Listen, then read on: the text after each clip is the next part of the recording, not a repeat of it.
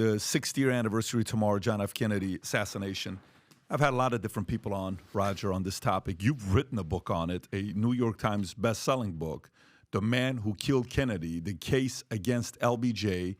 I had a guy on the podcast. I interviewed him 6 years ago, Jim Jenkins. Rob, if you can pull this up. When I was interviewing Jim Jenkins, I asked him a question. He was one of the 4 people in the room that held John F. Kennedy's brain, okay, Jim Jenkins. And we released this interview on, it could have been one of the anniversary dates. And a video was taken down for 6 hours. It was trending in a very good way. And then came back up the next day. And I said, who out of all the people, who do you think was behind it? This is a guy that's been away for 50 years. He was in the military, was in the Navy, doesn't want any attention, doesn't do any interviews, doesn't talk to anybody. Somehow, some way, we got him to feel comfortable to come and talk to us. And I had him on the show, and his wife was sitting right next to me. They've been married for 50-plus years. He says, the one man that makes me feel very uncomfortable is Lyndon Johnson, is who he said. Well, how did you come to the conclusion that Lyndon Johnson was behind the assassination of John F. Kennedy? Basically, Richard Nixon told me that. Wow. He said that the Warren Commission was the biggest goddamn hoax in American history. I'd always had my suspicions, but the point here is that everybody who's analyzed the Kennedy assassination looks at it through a specific prism. So Robert F. Kennedy Jr. is right when he says the CIA is involved. Others are right when they say organized crime was involved. Yet others are right when they say the FBI was involved, the Secret Service, Big Texas Oil, the international banks.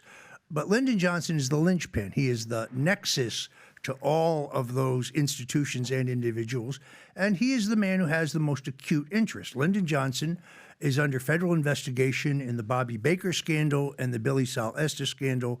Robert Kennedy's begun telling people he's going to be charged.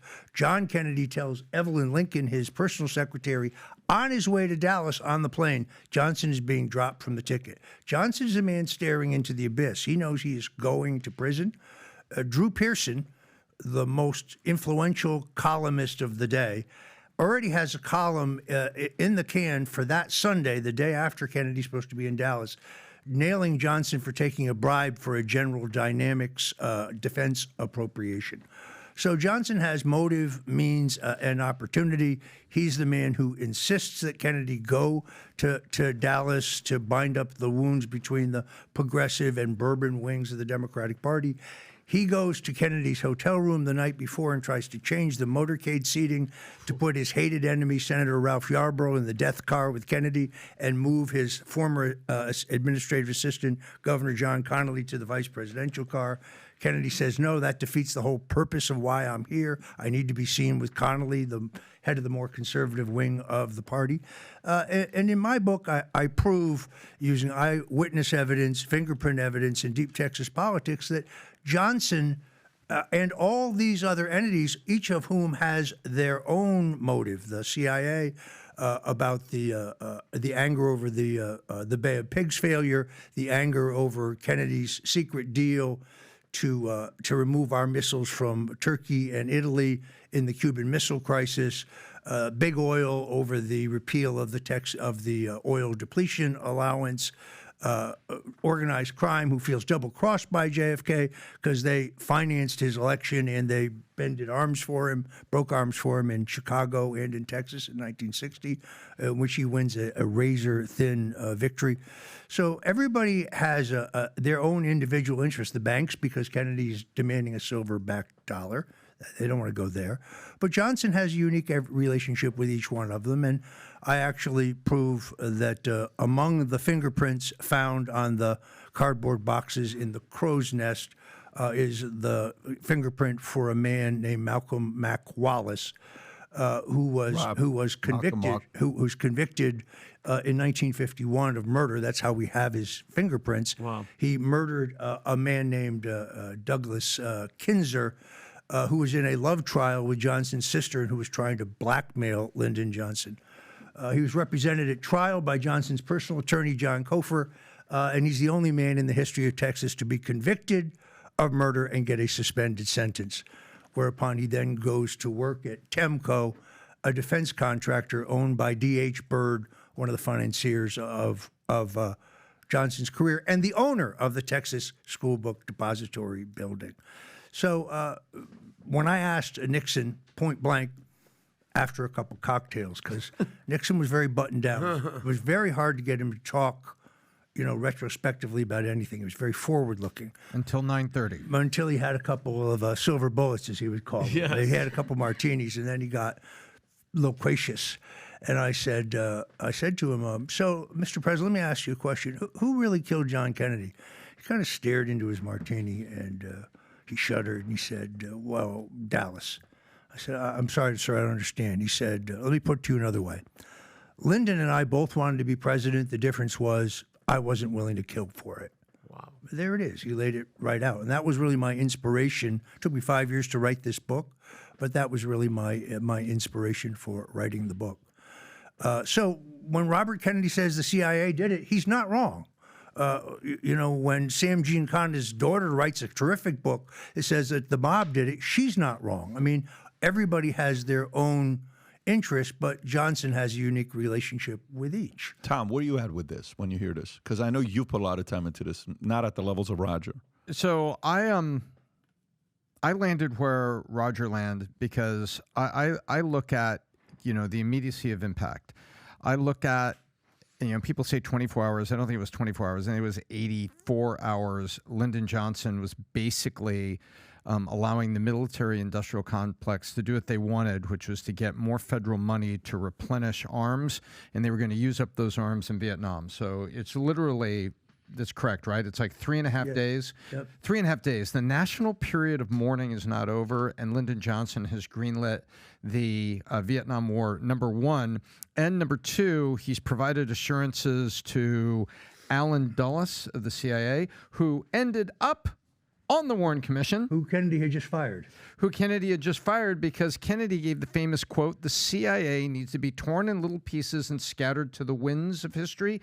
I'm butchering the quote, but that was essentially the quote, correct? Smashed into a million pieces and scattered to the wind. Because they had betrayed him. So the Bay of Pigs master plan included 29 Panamanian flagged bombers were supposed to be flown by Cuban pilots. Correct. So that's the air cover for the men storming the beach. Unbeknownst to JFK, Charles Cable, the number 2 man in the CIA, whose brother Earl just happens to be the mayor of Dallas, cancels that. So the men are now being chopped up on the beach, and Curtis LeMay, the head of the Air Force, the head of the Joint Chiefs, goes to JFK and says, we have to send in the Air Force. Well, this is a provocation for war with the Russians. That's exactly what Kennedy agreed to the Bay of Pigs plan only if it had plausible deniability. It was supposed to look like an indigenous Cuban invasion. And air cover coming from a separate country, right. not us. So he says, no, the CIA blames him for the failure. He blames them for the failure. So there is their motive. Also, and this is the most controversial thing, Kennedy is being treated by Dr. Max Jacobson, Dr. Feelgood, on an early version of methamphetamine, which he thinks he's taking a blend of enzymes and vitamins, and it makes him feel better. He's a genuine war hero, and he's in incredible pain his entire life. He's wearing a back brace. He can barely walk. I think this book explains why he's so horny, why he is, chasing all the time. And it also... he's on steroids constantly. He's on steroids. This is who, by the way? Pardon me? This is who you're John talking F. Kennedy is on John steroids. F. Kennedy. Yeah. If you look at the manifest to when Kennedy goes to Vienna for the summit with Khrushchev, Dr. Max Jacobson, who is Doctor to the Stars, he is administering his concoction to Frank Sinatra, to Maria Calais, to Aristotle Onassis, to Nelson Rockefeller, to Joe DiMaggio, to Marilyn Monroe. I mean, he is to Pablo Casals. I mean, this guy is pushing drugs, and everybody thinks they're taking an all-natural formula that makes them feel better. Robert Kennedy learns about this. He gets this substance that Kennedy's injected. He sends it out to the FBI lab, and they tell him what it is. And he goes back to his brother and he says, you can't. And by this time, John Kennedy has Jackie Kennedy taking it. Robert Kennedy says to his brother, this is dangerous. You can't be doing this. And he said, I don't care if it's horse piss. It makes me feel better. Wow. So I think this is how this is how I think the intelligence agencies and those involved in the murder of Kennedy, this is how they rationalize it. Good God, the man's a drug addict. He's going to give away the store to Nikita Khrushchev. We can't trust him in Vienna. This is how they justify it. Two follow-up questions there for you. One of them is, first time around, Trump never released the Kennedy stuff. And second time around, everybody's like, how come you didn't do it? We wanted to have the information. It's like, well, not yet. And it keeps getting delayed by both parties. Yes. Who the hell is the group that goes and sits with the president, that claims before they get elected that we're going to tell the information of what happens, that convinces them to say, listen, if there's one thing you cannot release is the fact that we killed Kennedy, because if you do, CIA is going to turn against you. What does that conversation sound like when they sit with a president? Well, Trump has been very blunt about this. So in 2017, I brought it to his attention that the Presidential Records Act, the Kennedy Assassination Records Act, meant that everything would be released during the first year of his presidency unless he held any of it back. And he said, well, what do you think I should do? I said, you should release it all. Why wouldn't you? It's been, at that point, 50 years. Mike Pompeo, the head of the CIA, convinced him that releasing it all would expose our methods and sources. Well, first of all, the sources part is ridiculous. There's nobody still alive who was involved in this national scandal. But secondarily, if they were involved in killing an American president, we really need to know that. So in the end, Trump agrees to hold 20% back. I believe that 20% proves definitively what we learned in the last couple of days. Oswald is not the shooter, but more importantly, Kennedy is shot from the front and back. There are multiple shooters. Oswald is well known to the CIA, well known to the FBI. They both deny that. And now it goes to Joe Biden, and Biden does the same thing. He releases more, but he still holds a little bit back. It's time for the American people to know the complete truth. If you think about the end of the day, Pat, if they release that, Roger, and we find out that the CIA and the FBI together killed a president, the CIA and the FBI are they're finished. It certainly hurts their question. But, Afuera. Afuera. The Warren Commission never had the autopsy photos. They were never granted access to the autopsy photos. Lee Harvey Oswald is tested for powder burns. The paraffin test comes back negative. He hasn't shot a rifle. Are you saying that Lee Harvey Oswald did not pull the trigger? Most definitely did not pull the trigger. Complete setup. 3 minutes till max 7. Tom, I'll give you the final, and I got final question before we wrap up. Well, I was saying it all points to LBJ, because you take a look at the things that LBJ did immediately thereafter, and they were counter to all the things that Kennedy was doing. And then there's been wiretaps and statements that came out of the mob where they all discussed, why are we being stabbed in the back by Joe Kennedy using RFK to prosecute all the mobsters of America, except the ones that are on his lineage? And they actually had considered offing RFK, and they said, don't do that, because Kennedy and Joe will flip this country upside down, and there'll be no trials, there'll just be murders. And they said, we can't go after Bobby. You have to go after the head of the snake. Yep. And the snake was Joe Kennedy. The head of the snake was JFK, because JFK's pen in the White House that gave authority to RFK, Attorney General, was allowing Joe Kennedy to conduct a retaliatory revenge campaign under the pen of his son, the Attorney General. So this is not conspiracy. This is what happened. And you had the mob saying it was happened. And so you look at everything there. That's why she says the mob did it. Yeah, she's right. They were interested. She's right. Last question for you. Yep. Okay. John Hinckley. Okay. Mm-hmm. He's got some interesting connections to certain people as well. What happened with Reagan?